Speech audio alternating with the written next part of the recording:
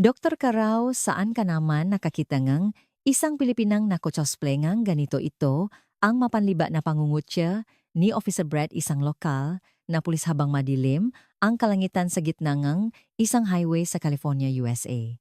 Sa ilalim ngang kanyang nga paa nakaluhot at malamig na nakaposas ang isang babaeng Pilipina si Elena Reyes. Ngunit sa loop lamang ng 5 minuto isang pulutong nga Black Hawk helicopter ang biglang lumitaw at humawi sa kadilimang ngang gabi. Ang mayabang na pulis ay biglang namutla at napaluhot habang sa pilitang tinatanggal ang kanyang sapa. Ano nga ba ang nangyari paano nagawang ipatawak ngang isang babaeng mandirikmang Pilipino na pasan-pasan ang buhay ngang masugatang sundalo at tiniis ang matinding kahihiyan ang pinakamahuhusay na unit ng militar ng Amerika sa isang tawak lamang ngayon ibubunyag natin ang kapanapanabik na pagbabagong iyon. Ang kuwento ngayon ay mula kay Elena Reyes. Is greater than bago manood. Ang video manyaring mag-subscribe at i-like para suportahan ang aming produksyon. 4:00 ang madaling araw sa isang malaking pribadong ospital sa San Diego, California, isang mahinang ilaw ang nakmumula sa operating room. 12 oras nang nakpapatuloy ang emergency surgery. Sa operating table nakahiga ang isang 8 taong gulang na bata na napunit ang puso dahil sa isang aksidente sa sasakyan. Lahat ng medical staff ay bakas na ang pagod. Bumabagsak ang blood pressure, 75/40, ang nag-alalang sigaw ngang isang nurse. Nagsimulang umalingaw-ngaw sa silit ang tunog ngang alarma mula sa monitor. Ang buhay ng bata ay unti-unting nawawala. Biglang bumigat ang hangin sa loob. Isang assistant surgeon ang bumulong nang may kaba impossible na to. Masyadong malawak ang pinsala sa puso. Ang iba pang miyembro ng medical team ay yumuko na rin. Alam nilang lahat na halos zero ang tsansang mailigtas ang bata. Masyadong maraming tisyueng puso ang napunit at hindi mapatigil ang pagdurugo. Sa sandaling iyon buksan pa ang retraktor. Dahan-dahan, isang kalmado ngunit matatag na boses ang umaling-awngaw sa tenyonadong silid. Ang may-ari ng boses ay isang babaeng Asyano na nakasuot ng asul na surgical gown, si Elena Reyes. May magabutil ng pawis sa kanyang ngunit hindi man lang nanginginig ang kanyang makamay. Ihanda ang suture. Nakikita ko na ang napinsalang bahagi ng pader ng puso. Nagsimulang gumalaw ng may kahusayan ang makamay ni Elena. Tila isang pianistang tumutok ng mataklado ang kanyang madaliri ay lumilihangang isang himingang buhay. Ang manipis na karayom ay pumasok sa pagitan ng punit na tissue ng puso at bawat tahi ay maingat na isinagawa, tahimik ang operating room. Tanging ang tunog na alarma mula sa monitor at ang kalmadong mga utos ni Elena ang maririnig. Tila pinahinto niya ang oras sa kanyang matinding konsentrasyon. Kinikilala at ikinakabit niya ang bawat isa sa mga maliliit na ugat na kailangan pang tingnan sa ilalim ng mikroskopyo. Nakikita niyo ba ang pumutok na arterya? Dito ito ang kailangan nating unahing isara, paliwanag ni Elena sa assistant surgeon. Kahit sa gitna ngang operasyon hindi niya nakakalimutang turuan ang nga nakababatang doktor. Ito ang tunay na galing ng isang eksperto. Kahanga-hanga kayo, Dr. Reyes. Hindi napigilan na Amerikanong lead surgeon na mamangha. Sa katunayan siya dapat ang orihinal na hahawak ng operasyon ngunit napakahirap nito kaya hindi niya ito magawa. Mabilis na humingi ng tulong ang ospital mula sa kalapit na bus militar at si Elena ang dumating.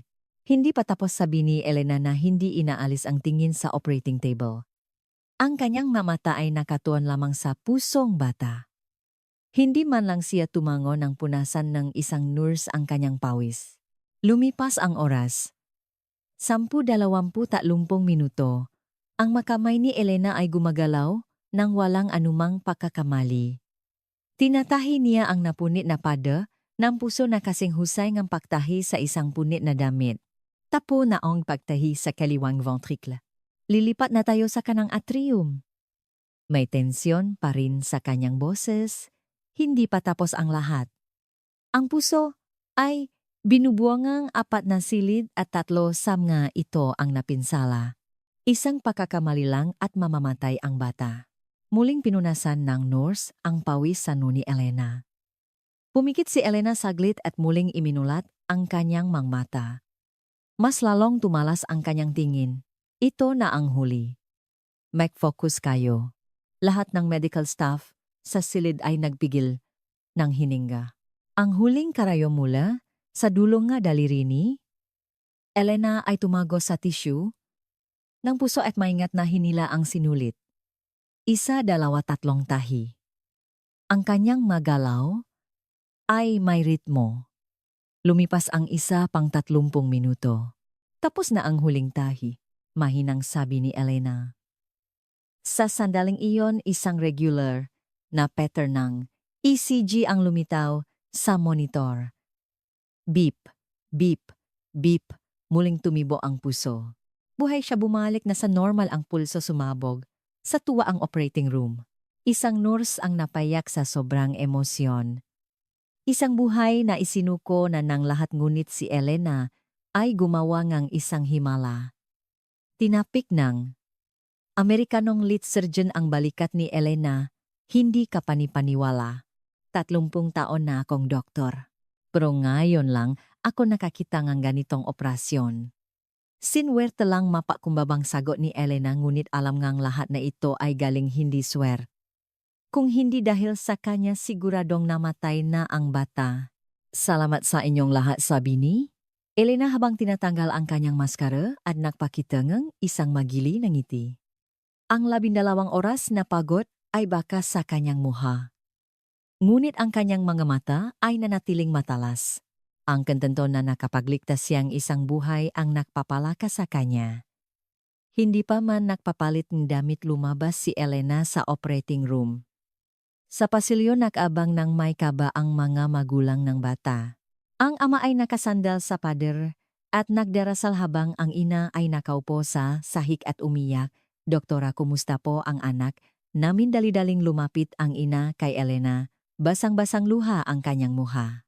Nanginginig ang kanyang mga kamay at puno ang takot ang kanyang boses. Naging matagumpay po ang operasyon. Magiging mayos na siya. Sa mga salita ni Elena, napopo ang nga magulang at humagulgol. Mahigpit na hinawakan ng ama ang kamay ni Elena at paulit-ulit na napasalamat. Binalot ning malaki niyang kamay ang maliit na kamay ni Elena. Maraming salamat po. Utang na loob namin sa inyo ang buhay ngaming anak. Hinding-hindi po namin ito makakalimutan. Ang ina ay humawak din sa laylayan ng surgical gown ni Elena at umiyak. Kung hindi po dahil sa inyo, ang anak namin. Maraming salamat po. Ginawa ko lang po ang trabaho ko, mapakumbabang sagot ni Elena at dahan-dahang inalis ang kanyang kamay. Palagi siyang ganito, kahit na mayroon siyang pambihirang galing, hindi niya kailanman ipinagyabang ang sarili. Iyon ang dahilan kung bakit siya ay isang tunay na dalubhasa. Paglabas ng ospital, dumampi sa kanyang mukha ang malamig na hangin ng madaling araw. Naramdaman niya ang ginhawa. Saglit siyang tumingala sa langit. Maganda ang kalangitan na puno nga bituin. Ang silangang bahagingang langit ay unti-unti nang nagliliwanag. Nakaligtas na naman akong isang buhay ngayon. Isang maliit na ngiti ang sumilay sa kanyang ngalabi. Ito ang dahilan kung bakit siya naging doktor. Hindi para sa pera o katanyagan, kundi para sa isang layunin ang magligtas ng buhay. Para sa kanya, ang nga pasyente ay walang nasyonalidad o lahi. Sila ay mga buhay na kailangang iligtas. Habang naglalakad si Elena papunta sa paradahan, mukha siyang pagod ngunit may dignidad.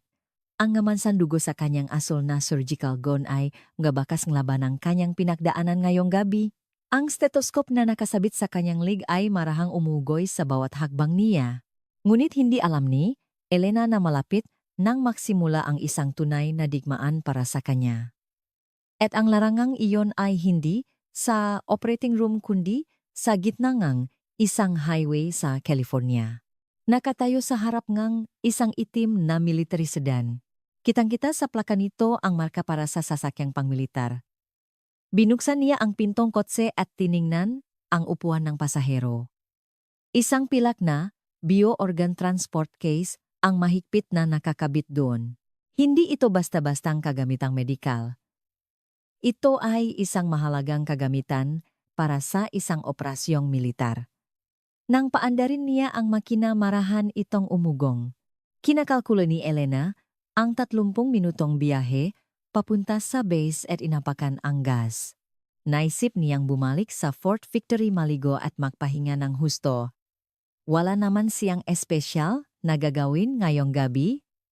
Ngunit sa sandaling iyon, tririring biglang tumunog ng malakas ang military grade komunikator sa upuan ng pasahero. Biglang sumeryoso ang mukha ni Elena. Hindi ito ordinaryong telepono. Ito ay isang top-level emergency communication network na tumutunog lamang sa mga kritikal na sitwasyon ng operasyon. Hawak ang manibela sa isang kamay. Kinuha niya ang komunikator sa kabilang kamay. Coronel Reyes. Biglang tumalas ang kanyang boses. Mula sa boses ng isang pagod na sibilyang doktor naging boses ito ngang isang sundalo. Tila may isang switch na binuksan at nagbago ang buong aura niya. Isang nagmamadaling boses ang lalaki ang narinig mula sa kabilang linya. Koronel, may mga nasugatan sa Special Operations Unit Operation Desert Thunder. 3 miyembro ang team ang nangangailangan ng agarang operasyon. Bumalik sa base sa loob ng 15 minuto. Biglang naging kasing lamig na yelo ang mamata ni Elena. Mas humigpit ang pagkakahawa niya sa manibela at tumigas ang kanyang panga. Naintindihan, papunta na ako. Ibinaba niya ang komunikator at mas diniinan ang gas. Mabilis na bumilis ang takbong ngotse. Nawala na ang pagod. Iisa na lang ang nasa isip niya ngayon, kailangan kong iligtas ang aking matauhan. Isang itim na sedan ang humaharurot sa kalsada. Sa loob, punong determinasyon ang mukha ni Elena. Ang stethoscope na nakasabit sa kanyang lig ay marahang gumagalaw sa hangin na pumapasok sa bintana. Mabilis na tumaas ang pointer sa speedometer. Siya ay isang koronel sa U.S.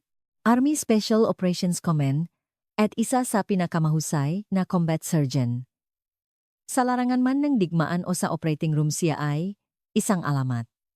Tinatawag siyang kamay ng Diyos ng kanyang kasamahan. Ang survival rate ng mga operasyong kanyang isinagawa ay higit sa 98%.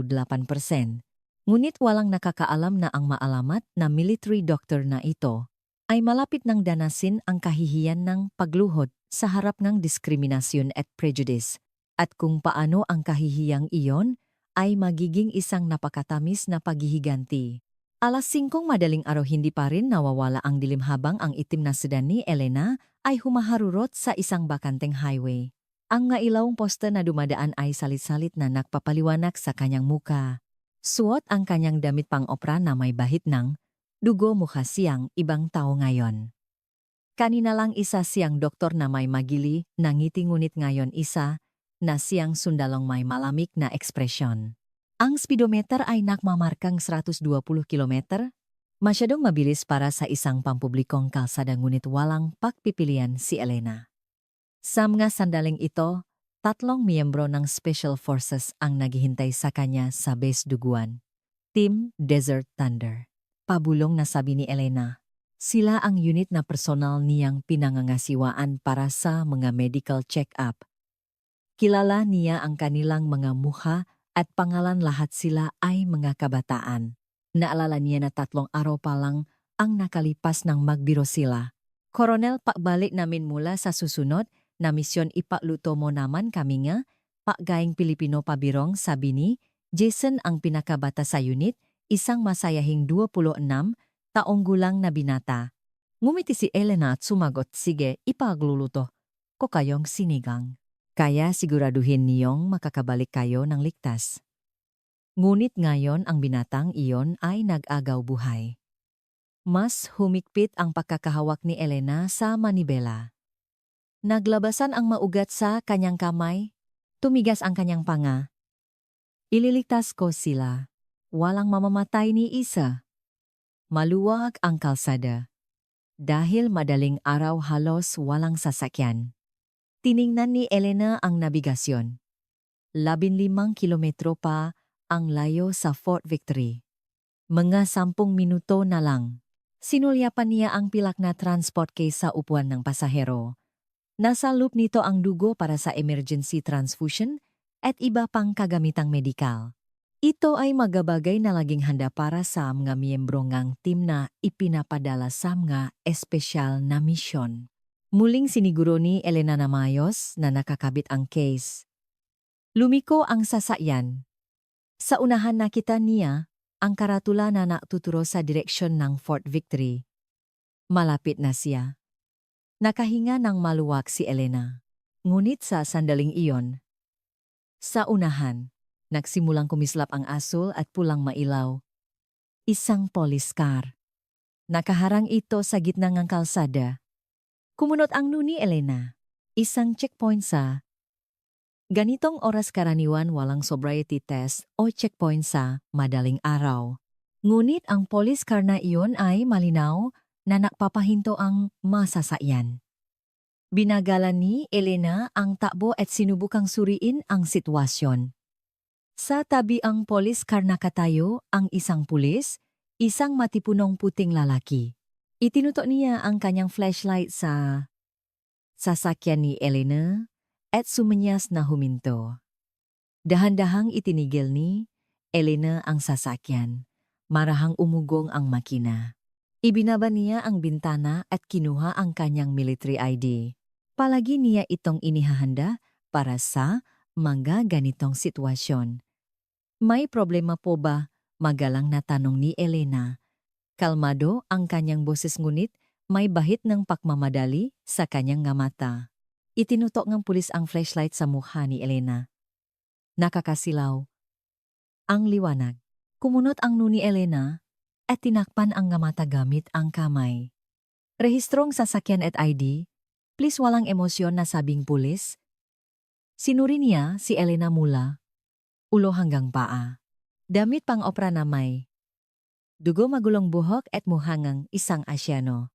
Bahagyang nagbago ang kanyang tingin. Heto po ang military ID ko. Ako si Coronel Elena Reyes mula sa Fort Victory. Papunta po ako sa base para sa isang emergency medical situation. Paliwanag ni Elena habang inaabot ang kanyang ID. Sa ID, malinaw na nakasulat ang kanyang ranggo bilang koronel ng US Army. Ang kanyang larawan at ang kanyang pagiging miyembro ng Special Operations Command. Ang gunit hindi man lang tiningnan ng mayos ng pulis ang ID at ngumisi. Koronel kinuha niya ang ID ni Elena gamit ang dalawang daliri tila isang maruming basahan ang tinitingnan. At saka siya suminghal ang galing na talaga ng teknolohiya sa paggawa ang pekeng ID ngayon. Saan mo? To ginawa. Sa Chinatown sumama. Ang mukha ni Elena. Hindi ito ang unang pagkakataon na naranasan niya ito. Ang pagiging isang babaeng Asyano sa lipunang Amerikano ay nangangahulugang minsan ay kailangan mong harapin ang ganitong uring prejudice. Ngunit ngayon wala siyang oras para dito. Officer, may mapasyenteng malubha ang kalagayan na naghihintay sa akin sa bus. Totu po ang ID ko. Kung kailangan niyong kumpirmasyon maaari kayong direktang tumawag sa control tower ng Fort Victory. Ang numero ay manahimik kabiglang sigaw ng pulis. Natigilan si Elena. Hinawakan ng pulis ang kanyang sapa at masamang tinitigan si Elena. Nakasulat sa kanyang name tag ang Brat. Marami na akong nakitang tulad mo. Nagnanakaw ng pakakakilanlan ng iba para manloko. At saan mo? Ninakaw ang kotseng yan tumingin si Brat sa itim na sedan ni Elena. Ito ay isang bagong modelo ng military vehicle. Isang sasakyan na hindi makukuha ng ordinaryong tao. Mayroon itong special reinforced glass at bulletproof na katawan. Ang sasakyang ito ay pak-ari nga militar. Opisyal po itong itinalaga sa akin. May ebidensya ka ba mapanuyang tanong ni Brad? Tila, nakapagdesisyon na siya. Para sa kanya kahinahinala na isang babaeng Asyano ang nakmamaneho ganitong klaseng sasakyan. Huminga ng malalim si Elena. Nag-init na ang kanyang ulo ngunit kailangan niyang magtimpi. Kung emosyonal siyang tutugon lalo lang gugulo ang sitwasyon. Ang rehistro pong sasakyan ay nasa glove box. Mari ko po bang kunin? Dahan-dahan lang. Isang maling galaw at hulihin kita babala ni Brett habang inilalagay ang kamay sa kanyang baril sa baywang. Isang overreaction. Dahan-dahang binuksan ni Elena ang glove box at kinuha ang rehistro ngang sasakyan. Malinaw din na nakatatak doon na ito ay pag-ari ng militar. Tingnan niyo. Government vehicle po ito. Tingnan na ni Brad ang rehistro at gumisi. Peke rin siguro to. Kahit ano naman nagagawa na ngayon. Malapit nang maubos ang pasensya ni Elena. Tiningnan niya ang kanyang relo. 5 minuto na ang lumipas. Sa basa naghihintay ang masugatang sundalo duguan ngunit siya ay naipit dito dahil sa matigas na ulong pulis. Officer, please, nakikiusap po ako. May mga taong nag-agaw buhay. Kung hindi ako makarating, 3 sundalo ang maaring mamatay, may pakiusap sa boses ni Elena. Ngunit hindi natinak si Brett. Talaga kung ganon mas lalo kung dapat suriin. Kung isa kang kriminal, sino ang nakakaalam kung ano ang gagawin mo sa Loopgaze? Kinuha ni Brett ang kanyang radyo. Ngunit hindi siya tumatawag sa base. Humihingi siyang backup mula sa kanyang kasamahan. Brett here. May kahina-hinalang sasakyan. Humihinging backup. Pumikit si Elena. Tila isang walang katapusang laban ito. Mula sa simula itinuring na siyang kriminal ng pulis na ito at malinaw na hindi siya maniniwala sa anumang ebidensyang ipakita niya. Mahuhuli na talaga ako. Nagdesisyon si Elena. Kinuha niya ang military communicator sa upuan ng pasahero. Ito ay isang emergency communication line na direktang nakakonekta sa control tower ng base. Anong ginagawa mo, ibaba mo yang telepono, sigaw ni Brett. Ngunit pinindot na ni Elena ang button. Tumunog ito at maya-maya ay humihingi ne kumpirmasyon ne aking pagkakakilanlan. Naintindihan, Koronel. Sandali lang po. Inabot ni Elena ang komunikator kay Brett. Kayo na po mismo ang kumausap. Inis na kinuha ni Brett ang komunikator at saka siya nagsalita ng may kabastusan. Officer Brad here. Sino to Fort Victory Control Tower po? Kinukumpirma namin ang pagkakakilanlan ni Coronel Reyes. Sa kasalukuyan tama na. Lahat ng yan ay maring peke. Ibinato ni Brett ang communicator pabalik kay Elena. Napanganga si Elena sa pakabigla. Wala talagang balak makinig ang taong ito. Bumabakang sasayan. Ngayon din may pagbabanta sa boses ni Brett. Muling tiningnan ni Elena ang kanyang relo. 10 minuto na ang lumipas. Hindi na niya maaring sayangin pa ang oras. Officer, sasabihin ko ito sa huling pagkakataon. Ako ay isang koronel ngang S-Army na nagsasagawa ngang isang emergency medical mission. Ito ay isang usapin na may kinalaman sa pambansang seguridad. Kung mahuli ako at mamatay ang mga sugatan, ang responsibilidad ay mapupunta sa binalaan na kita. Biglang binuksan ni Brett ang pintong kotse. At saka niya, marahas na, hinawakan ang braso ni Elena at kinalatkat siya palabas. Nawalang balanse si Elena at natumba. Anong ginagawa mo, protesta ni Elena, ngunit hindi siya pinansin ni Brett. Pinilipit niya ang braso ni Elena sa kanyang likod at kinuha ang posas. Inaresto kita sa salang pagnanakaw? Nang sasakyan pamimiking pagkakakilanlan at paghatlang sa tungkulin ng pulisya. Klik, humikpit ang malami na posa sa pulso ni Elena. Tinitigan niya si Brett na may hindi makapaniwalang ekspresyon. Ngunit ang mukha ni Brett ay punong kayabangan. Napaluhod si Elena sa aspalto. Naramdaman niya ang lamig ng sahig. Ang dugo sa kanyang surgical gown ay umamoy sa malamig na hangin. Tiningnan niya ang kanyang relo. 15 minuto na ang lumipas. Jason, magpakatatak ka. Konting tiis na lang. Naging malamig ang tingin ni Elena. Isa na lang ang paraan na natitira. Tahimik niyang sinimulang gamitin ang kanyang smartwatch. Malamig na sahig na aspalto. Nakaluhod si Elena, nakatinggala kay Brett. Ang posas ay bumaon sa kanyang pulso, ngunit hindi nagbago ang kanyang ekspresyon. Sa halip ang kanyang mga mata ay lalong naging malamig. Si Brett ay nakatayong mayabang sa harap ni Elena. Isang mapanuyang ngiti ang nakapaskil sa kanyang malabi. Tila isang mangangasong nakahuling malaking biktima. Tingnan mo. To, nakasuot pa talaga ng surgical gown. Ang galing mong mahanda, sabi ni Brett, tumatawa habang itinuturo ang damit ni Elena. Itinutok niya ang flashlight sa dibdib ni Elena at sinuri ang mamansa ng dugo. Ano tong dugo, huwag? Mong sabihing may pinatay ka, hindi? Sumagot si Elena. Alam niyang walang saysay kung sasagot pa siya. Itinuring na siyang kriminal ng taong ito.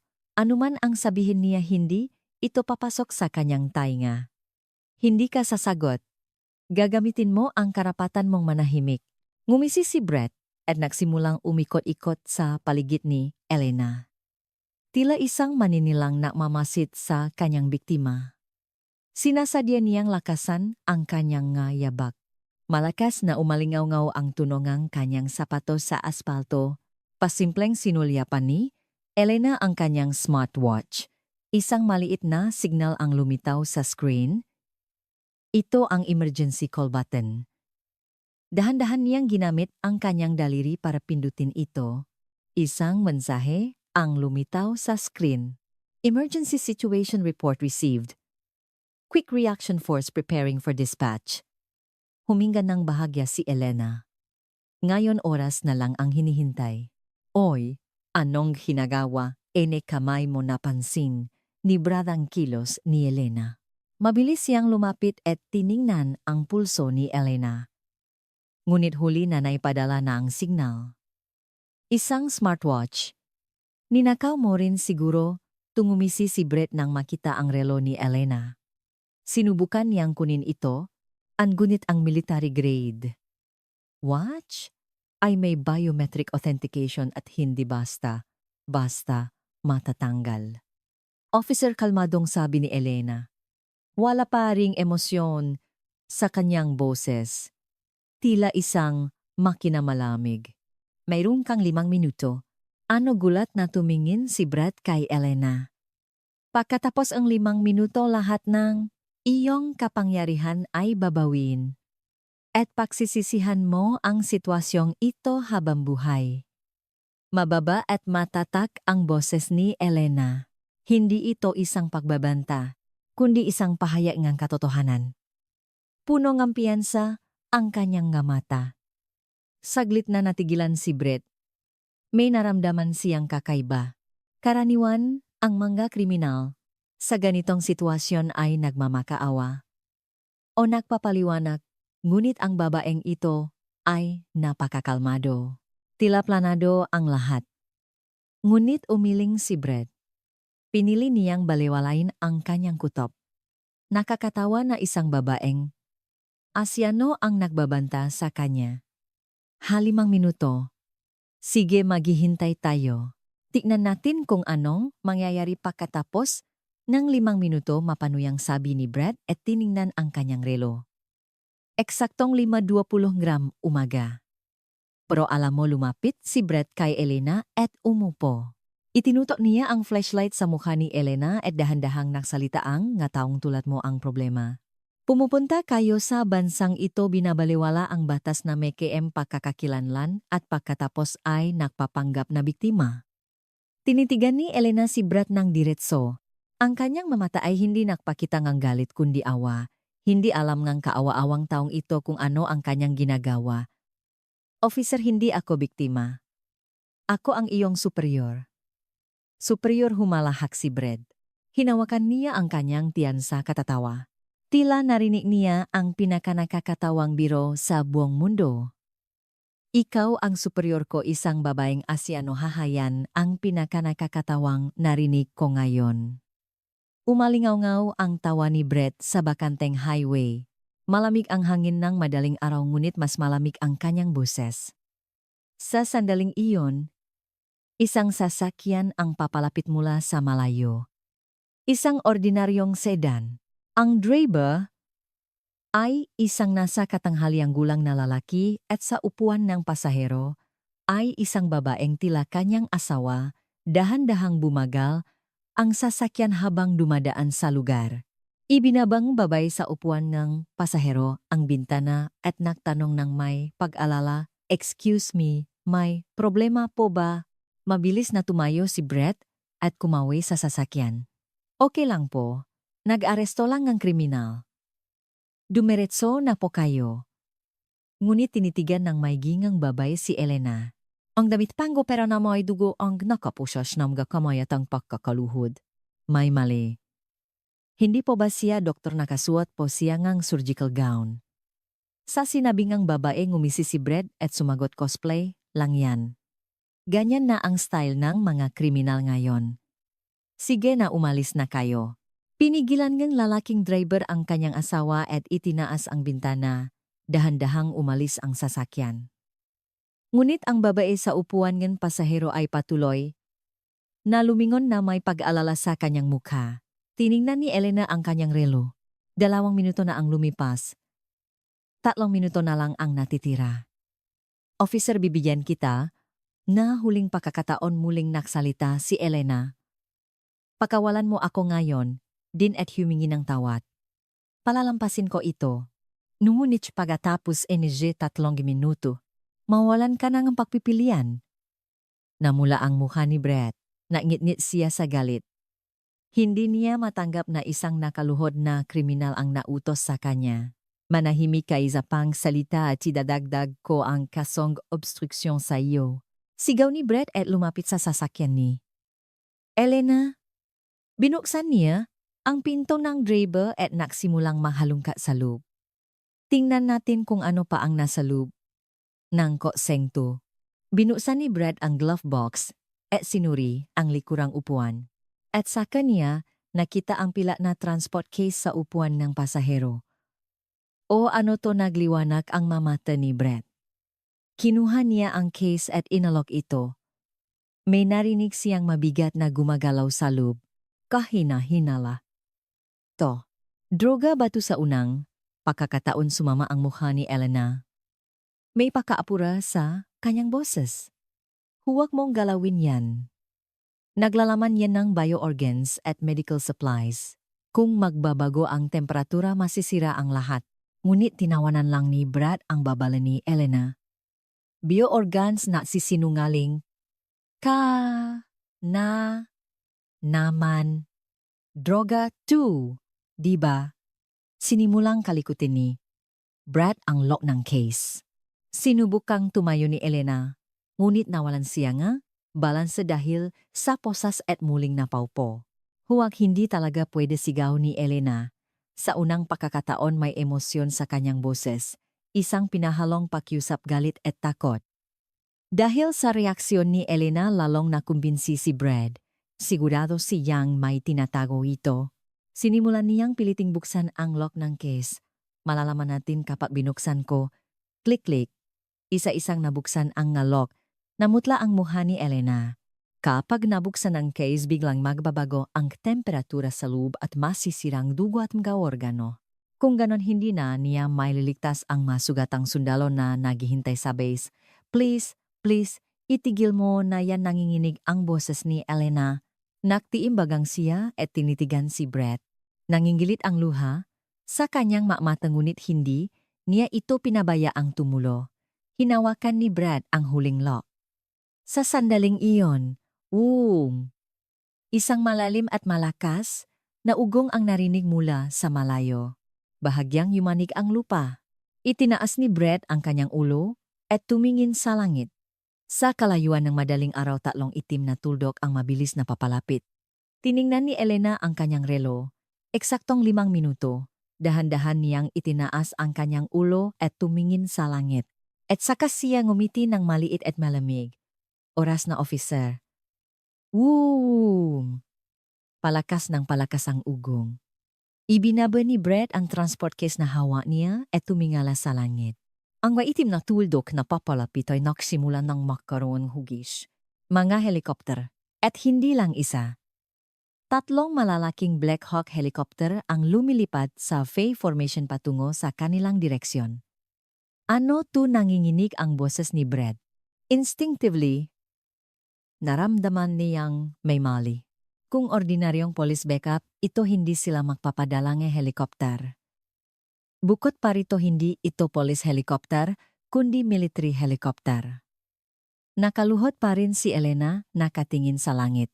Isang pinahalong kontento at galit ang makikita sa kanyang mukha.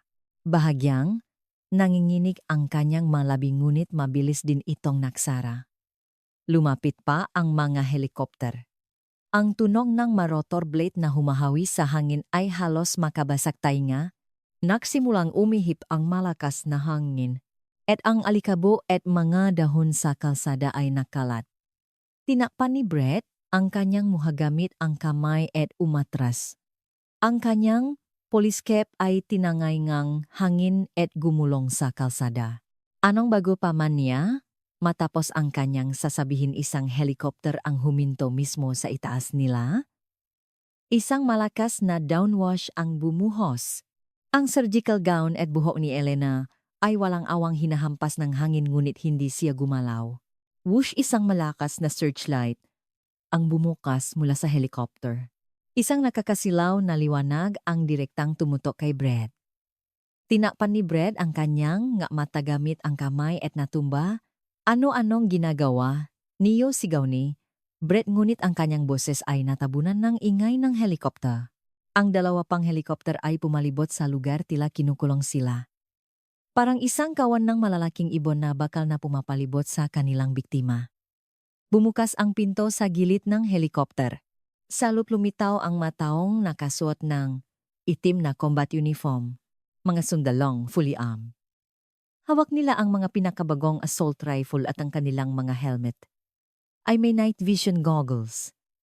Isang makapal na lubid ang ibinaba mula sa helicopter. At isa-isa mabilis na bumaba ang mga sundalo gamit ang lubid. Tila isang eksena mula sa isang pelikula. Ang kanilang nga kilos ay tiyak at mabilis. Ang unang sundalong lumapak ay isang kapitan na may insignia ngang military police. Pagdating niya sa lupa, mabilis niyang sinuri ang paligid at nagbigay ng senyas sa kanyang makasamahan. Sa isang iglap, 15 sundalong heavily armed ang pumalibot sa lugar. Tuluyang natigilan si Brett. Tinitigan niya ang mga sundalong nakapalibot sa kanya. Lahat ng kanilang nga baril ay nakatutok sa kanya. Ang maitim na dulong baril ay tilam nga matang kamatayan. Ito, nakamali lang siguro. Nanginginig na sabi ni Brad, punong takot ang kanyang boses. Nanginginig ang kanyang nga kamay habang kinakapa ang baril sa kanyang baywang. Alisin ang kamay sa baril, matalas na sigaw ngang kapitan ng MP. Ito ay isang utos, hindi isang babala. Nagulat si Brett at itinaas ang 2 kamay sa itaas ng kanyang ulo. Nilampasan ng kapitan si Brett at lumapit kay Elena. Lumuhod siya para maging kapantay, ang kanyang nga mata at magalang na sumaludo. Koronel, si Kapitan James po ito, commander ng Quick Reaction Force. Narito na po kami. Dahan-dahang itinaas ni Elena ang kanyang ulo at tiningnan si James. Isang bahid ng pasasalamat ang dumaan sa kanyang nga mata. Salamat, Kapitan James, pakitanggal na ang posas ko, agad pong gagawin. Mabilis na tinanggal ni James ang posas ni Elena. Sa tunog ngang klik, nalaglag ang malamig na bakal mula sa kanyang pulso. Dahan-dahang minasahin ni Elena ang kanyang pulso. At tumayo. Matagal siyang nakaluhod kaya na manhit ang kanyang mabinti ngunit hindi niya ito ipinahalata. Tulalang pinanot ni Brett ang eksena. Naging blanko ang kanyang isipan. Koronel, talagang koronel ang babaeng Asyanong iyon na Nuyo, ang kanyang lalamunan. Dahan-dahang lumapit si Elena kay Brett. Ang kanyang paglakad ay puno, NG, autoridad. Kahit na nakaswat siya, ang surgical gun, sa sandaling iyon malinaw na siya ay isang mataas na opisyal. Ang damit na may bahid ng dugo ay lalo pang nagpatindi sa kanyang presensya. Officer tumayo si Elena sa harap ni Brett. Tiningnan niya si Brett mula sa itaas. Ngayong ganap nang bumaliktad ang sitwasyon. Si Elena ang nakatayo at si Brett ang nanginginig. Sinabi ko sa'yo di ba 5 minuto? Malamig at matatak ang boses ni Elena. Hindi galit ang naroon kundi pagkadismaya. Nagbukas-sara ang bibig ni Brett ngunit walang lumabas na tunog. Puti na parang papel ang kanyang muha at malamig na pawis ang tumutulo sa kanyang noo. Nanginginig ang kanyang nga binti, kaya hirap siyang tumayo. Koronel, ano po ang gusto niyong gawin natin sa taong ito tumayo? Si Kapitan James sa tabi ni Elena. May halong galit sa kanyang boses. Galit dahil sa ginawa sa kanilang commander. Saglit na tinitigan ni Elena si Brett. Huminga siya ng malalim. Galit siya ngunit isa siyang sundalo. Hindi siya maaring kumilos ng padalos-dalos. Officer Brett, formal na sabi ni Elena, kasalukuyan mong ilegal na ikinulong ang isang koronel ng U.S. Army. Hinadlangan ang isang classified national operation at tinangkang sirain ang makagamitang medikalang militar. Lahat ng ito ay paglabag sa federal na batas. Nanginginig ang malabi ni Brett, hindi ko po alam. Hindi ko po talaga alam. Hindi mo alam, tumalas ang boses ni Elena. Ipinakita ko sa iyo ang aking military ID. Ipinakita ko rin ang rehistrong ang sasakyan. At ikinonekta pa kita mismo sa control tower ng base. Ngunit hindi ka pa rin naniwala. Bakit hindi makasagot si Brett? Alam niya ang dahilan. Ang tanging dahilan kung bakit hindi siya naniwala kay Elena ay dahil siya ay isang babaeng Asyano. Ang iyong prejudice ang naglagay sa panganib sa buhay ng 3 sundalo. Ngayon bumigat ang boses ni Elena. Sa mga sandaling ito naghihintay sila sa akin sa basduguan. 20 minuto ang naantala. Kung mamatay ang isa sa kanila dahil sa pakahuli ko, ang responsibilidad ay nasa iyo. Lalong namutla ang mukha ni Brett. Bumaksak ang kanyang matuhod at napaupo siya. Patawad po. Patawad po talaga, Koronel. Tahimik na nagsalita si Kapitan James. Critical po ang kondisyon ng masugatan. Kailangan niyo na pong umalis. Tumango si Elena.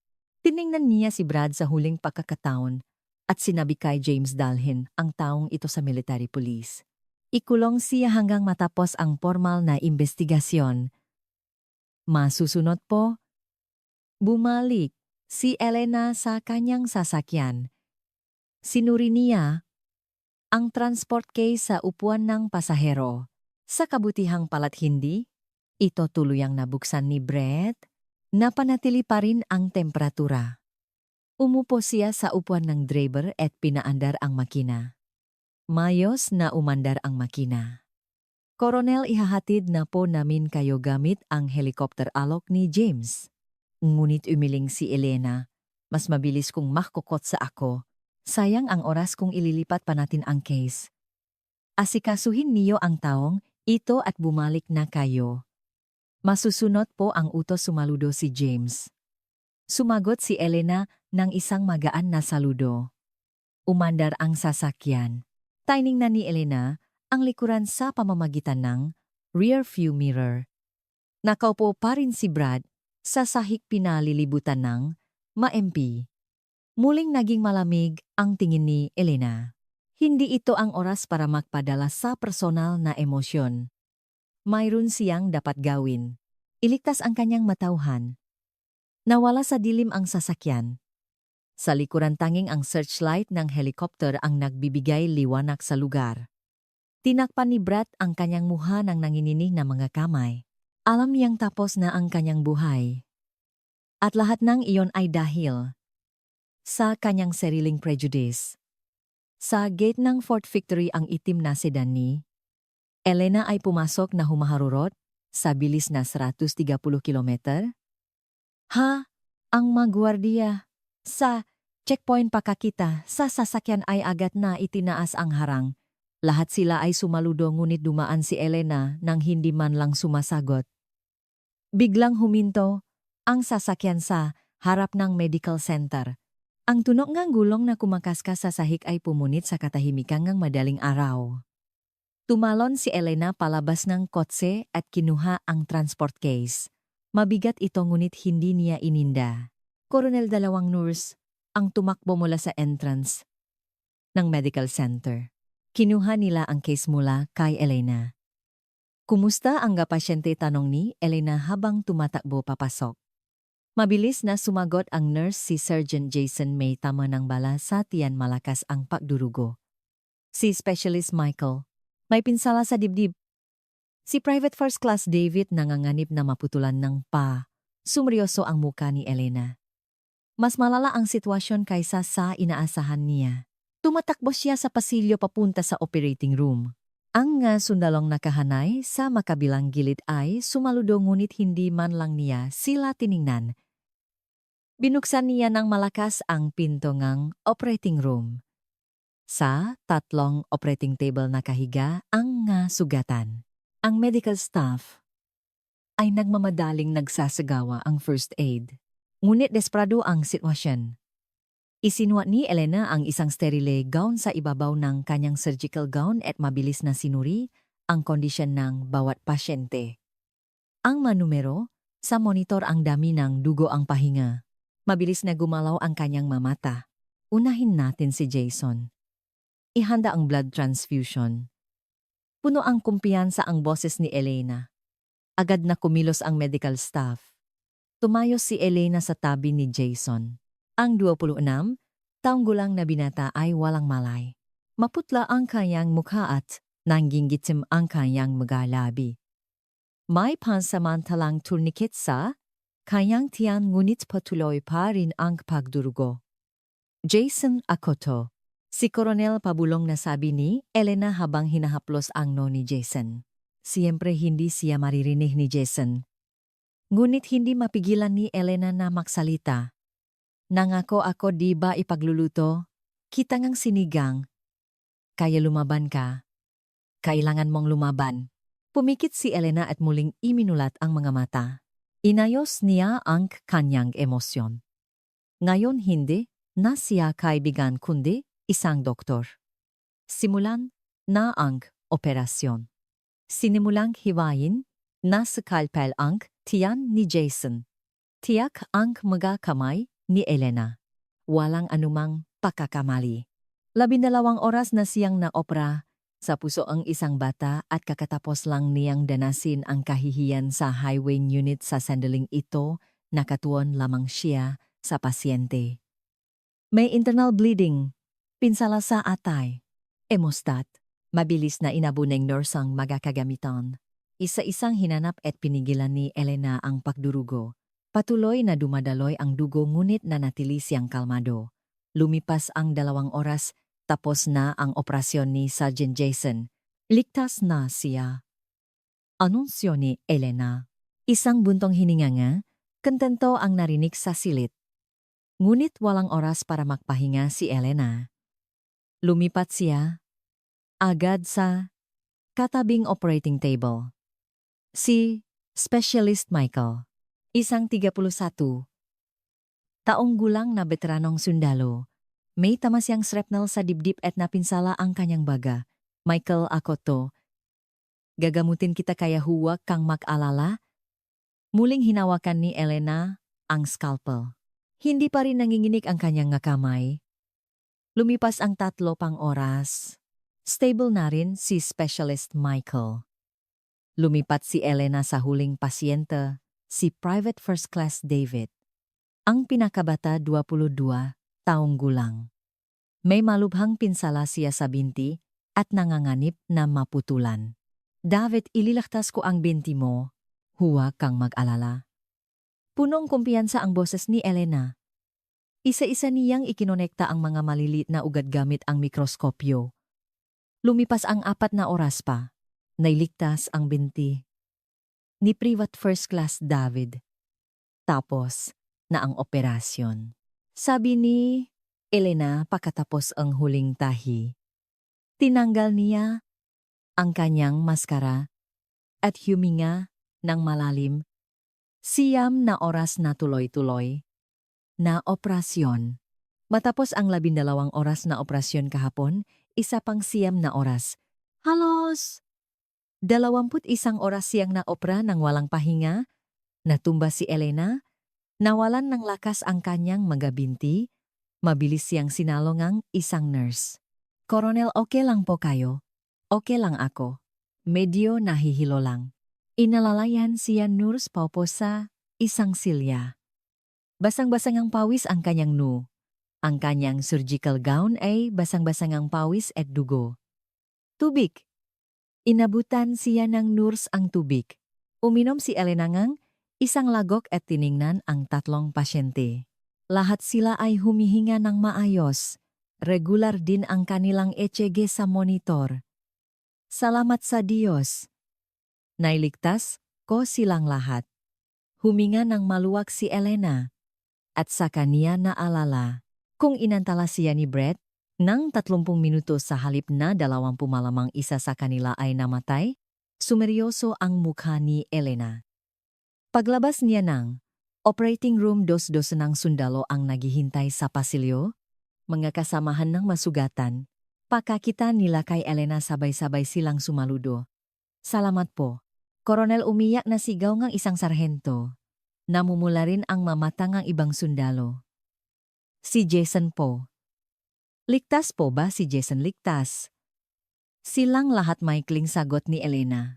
Napuno nang sigawan at tuwa ang pasilyo, nagyakapan ang masundalo sa saya, nilampasan sila ni Elena at nagtungo sa kanyang opisina. Isinara niya ang pinto at umupo sa silya. Noon lang siya nakaramdam ng pagod, nawala ang lahat ng lakas sa kanyang katawan. Tumunok ang telepono sa kanyang mesa. Kinuha ni Elena ang handset. Coronel Reyes. Coronel, si Kapitan James po ito. Tapos na po naming asikasuhin ang sitwasyon. Nakakulong na po si Brad sa military stockade. Darating po bukas ng umaga ang federal prosecutor.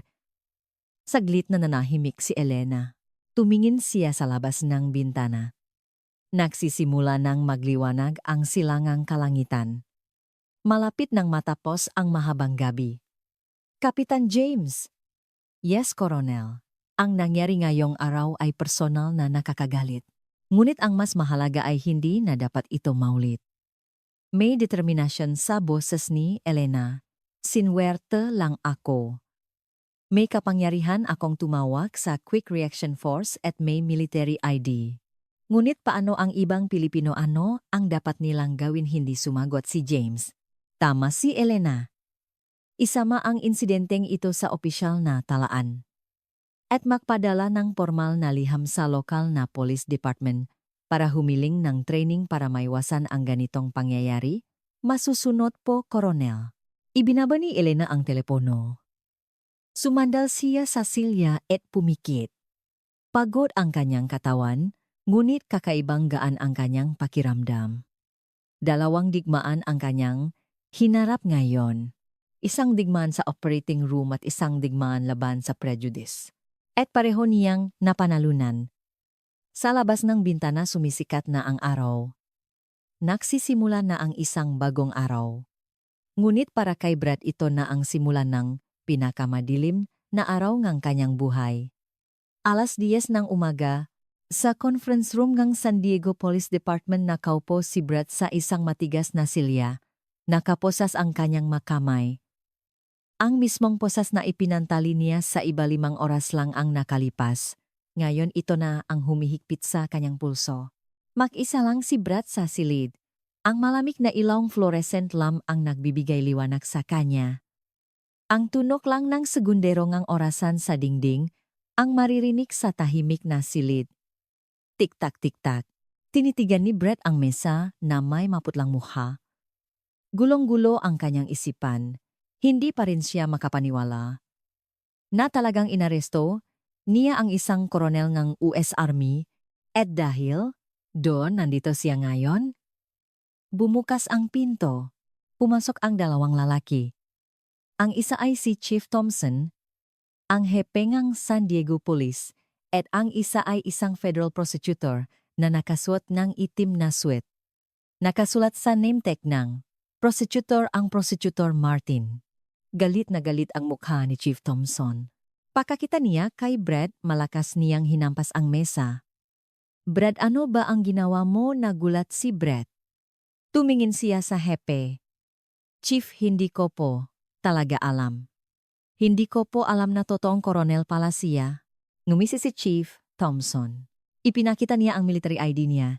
Di ba ipinakita rin niya ang rehistrong sasakyan at ikinonekta ka pa niya sa control tower ng base?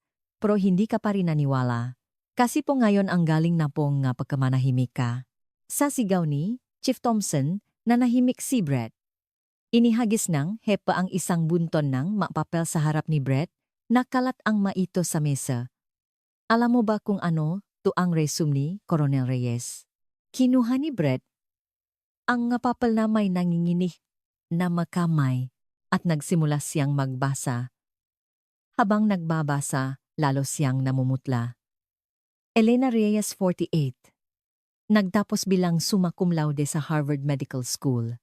Pinakamahusay na nagtapos sa residency program sa Johns Hopkins Hospital. Pumasok sa US. Army nagsilbi ang 20 taon. Lumaban sa digmaan sa Afghanistan. Lumaban sa digmaan sa Iraq. 3 beses na ginawaran ang pinakamataas na military medical honor. Isang maalamat na combat surgeon na may 98% survival rate. Kasalukuyang Coronel at Chief Medical Officer ng US Army Special Operations Command. Nahulog ang mapapel mula sa kamay ni Brett. Ngayon lubos na niyang naunawaan kung sino ang kanyang kinalaban.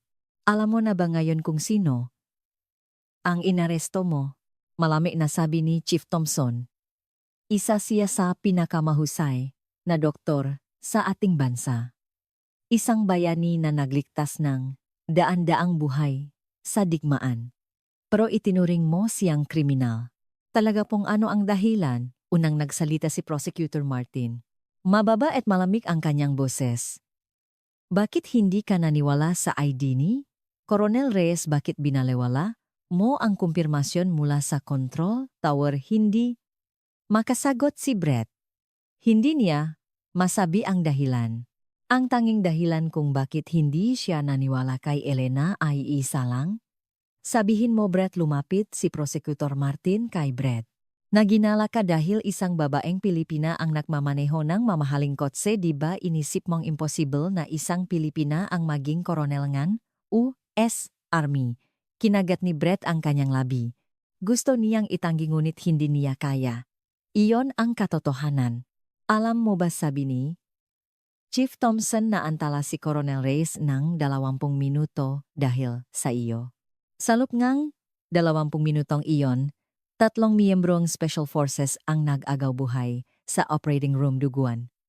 Kung nahuli pa ng kaunti si Coronel, isa sa kanila ay namatay na sana. Najing kulay abo ang mukha ni Brad. At alam mo ba, binuksan ni Prosecutor Martin ang isang file? Ang isa sa 3 iyon ay si Sergeant Jason Smith. 26 taong gulang. 3 buwan pa lang kasal at ang asawa niya ay 2 buwang buntis. Kung namatay si Jason, lalaki ang anak niya na hindi man lang nakita ang muhangang kanyang ama. Tinakpan ni Brett ang kanyang muhangang 2 kamay. Nagsimulang manginig ang kanyang nga balikat. Specialist Michael Johnson, 31 taong gulang. Inaalagaan niya ang kanyang ina. Ang kanyang ina ay may cancer at ang sweldo ni Michael ang tanging pinakukunan nilang kita. Kung namatay si Michael, ano ang mangyayari sa kanyang ina? Hindi tumigil si Prosecutor Martin. Private First Class David Lee, 22. Taong gulang. Isang Filipino-American. Galing sa isang mahirap na pamilyang imigrante at ang militar ang tanging pagkakataon niya para umasenso. Kung nawalan siyang binti, tapos na rin ang kanyang kinabukasan. Ipinatong ni Brett ang kanyang no sa mesa. Tumulo ang kanyang magaluha. Naintindihan mo na ba ngayon kung gaano kalala ang ginawa mo, malami na sabi ni Chief Thompson. Hindi ka lang basta ilegal na nakulong ang isang tao. Inilagay mo sa panganib ang pambansang seguridad. Hinatlangan mo ang isang operasyong militar at inilagay mo sa panganib ang buhay ng 3 sundalo. Kumuha si Prosecutor Martin ng isang dokumento. Officer Brad, ikaw ay kinakasuhan sa mga sumusunod. Una, illegal na pakulong sa isang federal na opisyal. Ikalawa, pahadlang sa isang classified national operation. Ikatlo, pagtatangkang sirain ang makagamitang medikal ng militar. Ikaapat, pag-abuso sa kapangyarihan. Tila naubos ang lahat ng dugo sa mukha ni Brett. Kung mapatunayan ang lahat ng kasong, yan hindi bababa sa 15 taon kang makukulong. 15 taon nanginginig na ulit ni Brett. Tapos na ba ang buhay ko? Siyempre, sigaw ni Chief Thompson. Dahil sa'yo. Napahiya ang buong departamento natin. Nagpadala ngang formal na reklamo ang militar at magpapadala rin ng investigador ang federal na gobyerno. Susuriin ang departamento natin sa loob ng ilang buwan. Kasalanan mo lahat to, tuluyang gumuho si Brett. Nahulog siya mula sa silya at napaupo sa sahig. Tinakpan niya ang kanyang mukha nang nakaposas ng kamay at humagulgol, Please patawarin niyo po ako. Hindi ko po talaga alam. Ngunit walang nakinig sa kanya. Tiningnan ni Chief Thompson, si Prosecutor Martin. Ipapadala na po ba natin siya sa federal na korte? Opo. Bukas ng umaga siya ililipat, malamig na sagot ni Prosecutor Martin. Tiningnan niya si Brett. Brett, ang ginawa mo ay hindi simpleng pagkakamali. Ito ay malinaw na diskriminasyon sa lahi at pag-abuso sa kapangyarihan. Dahil sa mga taong tulad mo nakdurusa ang nga inosenteng mamamayan. Hindi man lang mayangat ni Brett ang kanyang ulo. At isa pa, kumuha si Prosecutor Martin ng isa pang dokumento. Nagpasya si Coronel Reyes na magsampa ng kasong sibil laban sa iyo. Isang reklamo para sa danyos sa kanyang reputasyon at pinsalang emosyonal. Magkano? Magikono po. 500 nol. Nanlaki ang mga mata ni Brett. 500,000. Kahit magtrabaho siya habang buhay, hindi niya makukuha ang perang iyon. Mababangkrap po ako. Malamang walang pakialam na sagot ni Prosecutor Martin. Ngunit iyan ang kabayaran sa ginawa mo. Muling bumukas ang pinto. Pumasok ang 2 military police. Itinayo nila si Brett. Officer Brett, ililipat na po namin kayo sa Federal Detention Center. Natumba si Brett habang tumatayo. Walang lakas ang kanyang nga binti. Inalalayan siya nga MP palabas. Habang dumadaan sa pasilyo, nakita ni Brett ang kanyang makasamahang pulis. Lahat sila ay nakatingin sa kanya nang may pakasuklam. Walang kumausap sa kanya. Walang naawa. Nun lang napatanto ni Brett na ang kanyang prejudice ay tuluyang sumira sa kanyang buhay. Paglabas ng police station, nakakasilaw ang sikat ng araw. Ngunit para kay Brad, hindi man lang ito mainit. Isinakay siya sa isang sasakyan at nawala sa dilim. At matatagal pa bago siya muling makalaya. 4 na araw ang lumipas. Sa San Diego Federal Courthouse, sa harap ngang maringal na gusaling korte, dose-dose ng masasakyan ng media ang nakahilera. Ang mahagdanan ay puno nga reporter na may dalang mga kamera. Naging pambansang balita na ang kaso. Pulis na umaresto sa isang koronel ng militar. Unang pagdinig ngayon, kontrobersya sa diskriminasyon dinidinig sa federal na korte. Maingay na umalinggaw ang mga boses na mga reporter. 10:00 na umaga, pumukas ang pinto na courtroom. Puno na tao ang gallery. May mga opisyal na nakasuot ng uniforme mga kinatawan ng mga human rights group. At naroon din ang makapamilya nina Jason, Michael at David. All rise sigo ng bailiff. Lahat ay tumayo. Pumasok ang hukom. Isang babaeng hukom na may puting buhok. Ang pangalan niya ay Judge Catherine, kilala sa kanyang mahigpit na mga desisyon. Please be seated. Sa utos ni hukom. Lahat ay umupo. Maya-maya bumukas ang pinto ni defendant's box. Pumasok si Brett na kaposas. Mukha siyang pagod. 4 na araw siyang nakakulong. Namumutla ang kanyang mukha at may malalalim na itim na bilog sa ilalim nga kanyang nga mata. Umupo si Brett. Lumingon siya sa gallery. Maraming tao ang masamang nakatingin sa kanya. Mabilis niyang ibinaba ang kanyang tingin. The prosecution may read the charges. Tumayo si Prosecutor Martin. Binuksan niya ang kanyang nga papel at nagsimulang magbasa ng may malinaw na boses. Ang akusadong si Brett 4 na araw na ang nakalipas ay illegal na ikinulong si Coronel Elena Reyes na nagsasagawa ng isang emergency medical mission. Binalawala ang akusado ang military ID, rehistrong sasakyan at kumpirmasyon mula sa control tower ng base at itinuring ang koronel na isang kriminal batay sa kanyang lahi. Nagbulungan ang nga tao sa gallery. Dahil sa ginawang ang akusado na antala si Coronel Reyes ang 20 minuto at dahil dun 3 sundalong malubha ang kalagayan ang nalagay sa panganib. Sa kabutihang palat, dahil sa mabilis na operasyon ng Coronel lahat sila ay nakaligtas ngunit kung nahuli pa ng kaunti maaring may namatay. Saglit na huminto si Prosecutor Martin at tiningnan si Brett. Hinihiling ng prosekusyon na patawan ang akusado ng 15 taon na pagkakakulong para sa mga kasong ilegal na pakulong sa isang federal na opisyal paghadlang sa isang classified national operation at pag-abuso sa kapangyarihan. 15 taon? Bulongang? Isang tao sa gallery. Tingnan ni Judge Catherine si Brad. Does the defendant wish to make a statement? Tumayo ang abogado ni Brad. Isang batang public defender. Nangginginig ang kanyang boses nang magsalita. Your Honor, ang aking kliyente ay nakamali lamang sa pahatol habang ginagampanan ang kanyang tungkulin. Walang masamang intensyon at mabilis na tumayo si Prosecutor Martin. Hindi ito pagkakamali sa pahatol. Binaliwala ng akusado ang lahat ng malinaw na ebidensya. Ito ay isang sinadayang diskriminasyon sa lahi. Itinaas ni Judge Catherine ang kanyang kamay para patahimikin sila. The prosecution may present its evidence. Yes, Your Honor. Binuksan ni Prosecutor Martin ang isang malaking screen. Isang video ang lumabas. Ang pinangyarihan ng insidente. May kumuha ngang video mula sa malayo gamit ang isang smartphone. Nagsimulang mag-play ang video.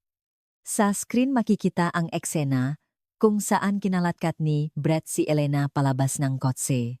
Ang eksena kung saan ipinakita ni Elena ang kanyang ID, ang eksena kung saan tumawag siya sa base.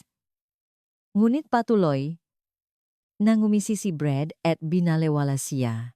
Isang babaeng Asyano, isang koronel umalingaw-ngaw, ang boses ni Brad sa courtroom. Nagkaroon ng galit na bulungan mula sa gallery. Nagpatuloy ang video. Ang eksena kung saan pinosasan ni Brett si Elena at pinaluhot sa aspalto. Naghanda ka pa talaga ng ganitong cosplay. Ang galing. Ang mapanuyang boses ni Brett. Mula sa iba't ibang sulok ngeng gallery maririnig ang ngagalit na boses. Malinaw na diskriminasyon yan, ganyang pulis ang nakpoprotekta sa atin, hinampas ni Judge Catherine ang kanyang gavel. Order in the court, tapos na ang video. Isang mabigat na katahimikan ang bumalot sa courtroom.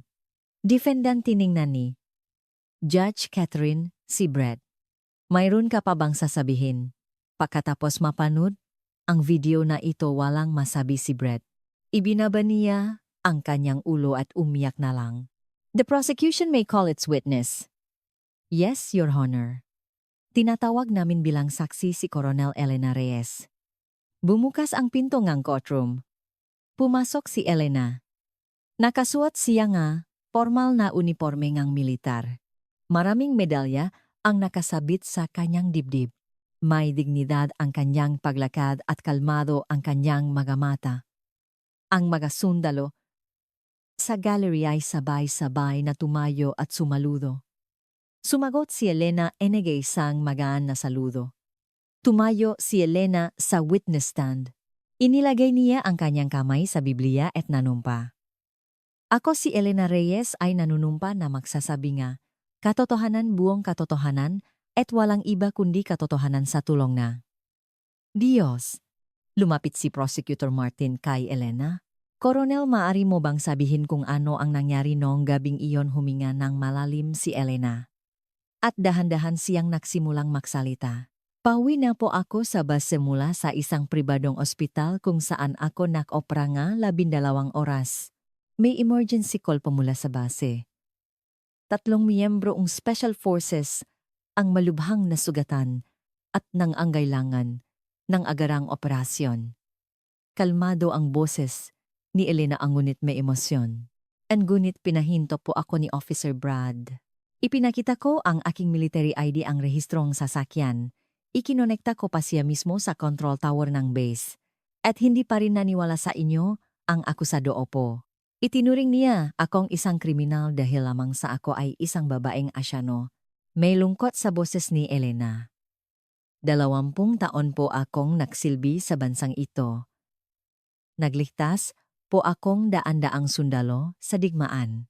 Ngunit noong gabing iyon, sa sarili kong bansa, itinuring akong kriminal ng mga taong sinusubukan kong protektahan. Naging solemn na ang gallery. Nangingilit ang luha sa matang ilang tao. At sa loob ng 20 minutong iyon ang aking nga tauhan ay nag-agaw buhay. Nanginginig ang boses ni Elena. Si Jason ay duguan mula sa kanyang tiyan. Si Michael ay hindi makahinga dahil sa punit na baga. Si David ay nanganganib na mawalan ng binti. Kung nahuli pa ako kahit isang minuto, isa sa kanila ay namatay na sana. Saglit na huminto si Elena. Pinipigilan niya ang kanyang ngaluha. Doktor po ako. Ang trabaho ko ay magligtas ng buhay. Ngunit noong gabing iyon hindi ko man lang mapuntahan ang aking mapasyente para iligtas sila at napilitan akong lumuhod sa malamig na aspalto dahil lang sa ako ay isang Asyano. Maririni ang ngahikbi mula sa gallery. Umiyak ang asawa ni Jason. Umiyak din ang ina ni Michael at ang mamagulang ni David. Sa defendant's box tinapa ni Brad ang kanyang mukha ng 2 kamay at humagulgol. Namumula rin ang mga mata ni Judge Catherine. Tinanggal niya ang kanyang salamin at pinunasan ito. Any further questions? Tanong ng hukom kay Prosecutor Martin. No, Your Honor. That will be all. Bumaba si Elena mula sa witness stand. Dumaan siya kay Brad at saglit na huminto. Naktama ang kanilang gamata. Ang gamata ni Elena ay hindi napakitang galit kundi awa. Officer, mahinang sabi ni Elena. Biktima ka rin. Biktima ng prejudice. Ngunit hindi nito binibigyang katwiran ang iyong ginawa. Ibinaba ni Brett ang kanyang ulo, bumalik si Elena sa kanyang upuan, itinaas ni Judge Catherine ang kanyang gavel. I will now render the verdict. Naging solemn na ang courtroom. Lahat ay nagbigil ng hininga. Defendant Brad. Nang injinig na tumayo si Brad. This court finds the defendant guilty. Bang hinampas ang gavel. Ang sandali ng katarungan. This court umalinggong ang boses ni Judge Catherine sa courtroom sentences the defendant Brad to 12 years in prison for the charges of illegal detention of a federal officer, obstruction of a classified national operation and abuse of power. Bang muling hinampas ang gavel. Napopo si Brett. 12 taon. Ang taon na dapat sana ay pinakamaganda sa kanyang buhay ay mawawala sa loop ng bilangguan. Furthermore, The defendant is ordered to pay $500, 0 inches damages to Colonel Reyes, and is permanently banned from holding public office. Isang buntong hininga ang kontento ang narinig mula sa gallery. Nagtagumpay ang katarungan. The defendant will be transferred to a federal penitentiary immediately. This court is adjourned. Bang sa huling hampas ng gavel tapos na ang paglilitis, 2 gwardiya ang umalalay kay Brett para itayo siya. Sa huling pagkakataon lumingon si Brett kay Elena. Koronel, patawad po talaga. Nanginginig ang boses ni Brett. Isang taos-pusong pahinging ang tawad. Ngunit huli na. Tumango si Elena. Hindi ito papapatawad. Ito ay pakilala. Pakilala na naunawaan ni Brett ang kanyang pagkakamali. Kinalatkat si Brett palabas ng courtroom. Kahiya-hiya ang kanyang itsura. Ang dating pulis na may kapangyarihan ay isa ng bilanggo nawawala. Pagkatapos ang paglilitis lumabas si Elena sa pasilyo. Ang mataong naghihintay ay tumakbo papalapit sa kanya. Koronel si Jason. Nakasakay siya sa isang wheelchair ngunit may maliwanag na ngiti sa kanyang mukha. Sa tabi niya ay ang kanyang buntis na asawa. Jason, kumusta ka na? Magili na ngumiti si Elena at hinawakan ang kamay ni Jason. Koronel, maraming salamat po sa pagliligtas ng buhay ko. Ako po, nanginginig ang boses ni Jason. Pinipigilan niya ang kanyang ngaluha. Okay lang, Jason. Ang makita kang buhay ang pinakamalaking gantimpala para sa akin. Tinapik ni Elena ang balikat ni Jason.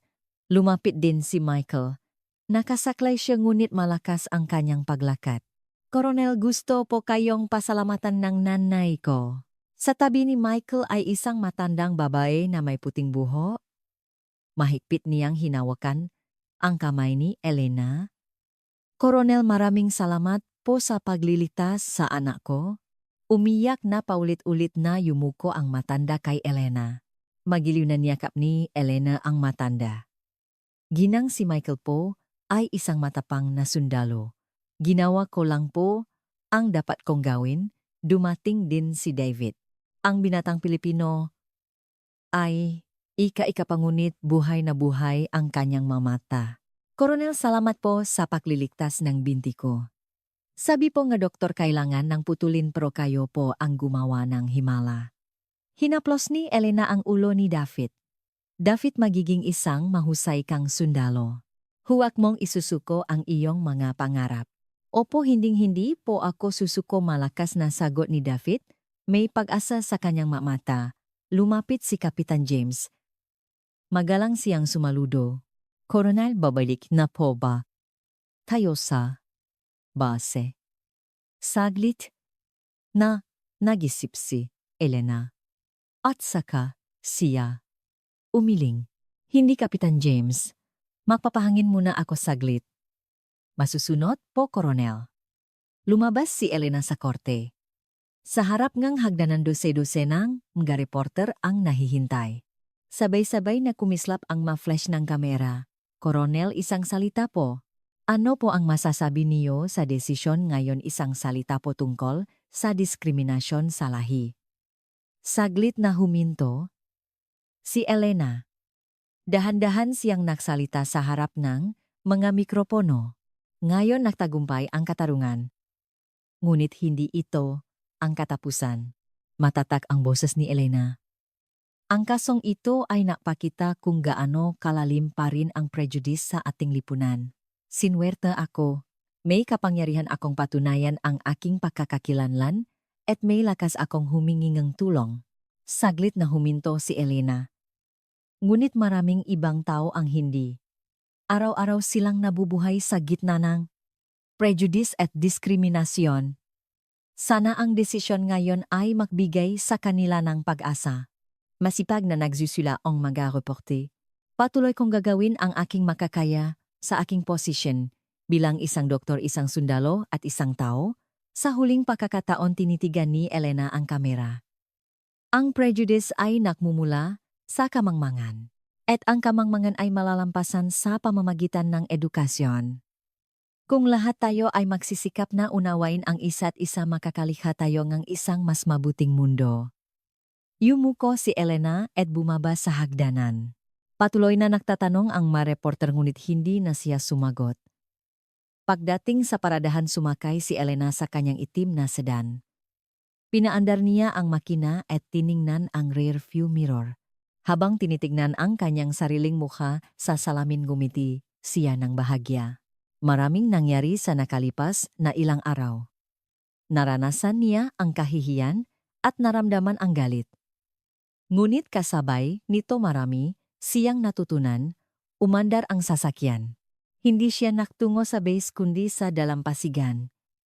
Gusto niyang magpahinga saglit. Dumating siya sa dalampasigan ng San Diego. Mapayapa ang tunog ng alon. Bumaba si Elena sa kotse at naglakad sa buhanginan. Nakasuot pa rin siya ng uniforme, ngunit hindi niya ito ininda. Dumampi sa kanyang mukha ang hangin mula sa dagat. Malat ang amoy, ngunit nakakaginhawa. Tinitigan ni Elena ang maalon at huminga ng malalim. Mahirap di ba sabingang isang tao sa tabi niya? Lumingon si Elena at nakita si Kapitan James. Ngumiti siya at tumayo sa tabi ni Elena. Bakit ka nandito? Gulat na tanong ni Elena. Koronel, ayaw ko po kayong iwan mag-isa, tapat na. Sagot ni James. Ngumiti si Elena. Salamat. Makatabi silang nakatayo, nakatingin sa dagat. Ang maalon ay dumarating at umaatras. Isang paulit-ulit na ritmo. Koronel, maingat na tanong ni James. Hindi po ba kayo nagsisisi? Pwede niyo naman pong palampasin na lang, umiling si Elena. Hindi ako nagsisisi, sa katunayan nagpapasalamat ako.